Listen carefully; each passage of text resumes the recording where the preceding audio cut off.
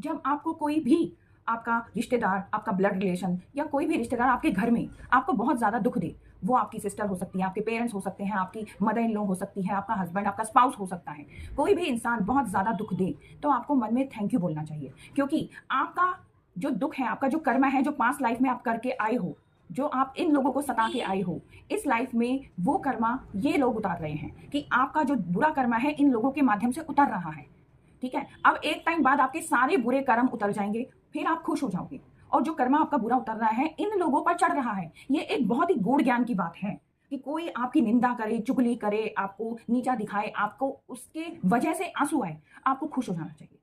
क्योंकि अब दुःख बस खत्म होने वाला है। क्योंकि क्या होता है ना, जब बहुत ज़्यादा तेज़ प्रज्वलित हो जाती है, जब बुझने वाली होती है तो बहुत ज़ोर से प्रज्वलित होती है। फिर उसके बाद वो बुझ जाती है। क्योंकि दुःख की भी एक लिमिटेशन है, जब बहुत ज़्यादा दुःख घेर लेते हैं तब खुशियाँ आने ही वाली होती हैं। तो आपको ये सोचकर, ये अपनी थिंकिंग करके खुश हो जाना चाहिए कि बस अब परेशानी हटने ही वाली है। आपका कर्मा खत्म होने वाला है, जो आप बुरे कर्म करके आए हो, जो इनके प्रति तभी तो ये लोग आपको मिले हैं, तभी तो ये लोग आपकी लाइफ में आए हैं, क्योंकि आपका कुछ लेना-देना इनसे बाकी रह गया था। भगवान इन रिश्ते नातों को ऐसा जोड़ता है, ऐसी सेटिंग बिठाता है कि इंसान इनसे हमें कुछ लेना-देना होता है, ठीक है? तो अब जब आपको वो परेशान कर रहे हैं, आप उनकी सेवा कर रहे हो। आप उनके लिए अच्छा-अच्छा खाना बना रहे हो, आप उनकी बहुत ज़्यादा हेल्प कर रहे हो और वो आपको लगातार परेशान करे जा रहे हो। तो एक टाइम ऐसा आता है कि उनका माइंड चेंज हो जाता है आपके प्रति, फिर आपको वो खुशियाँ देने को तैयार हो जाते हैं। जैसे पहले कहते हैं कि पहले बहुत नहीं बनती थी, अब हमारी बहुत बनती है। तो इस तरह से माइंड डाइवर्ट होता है।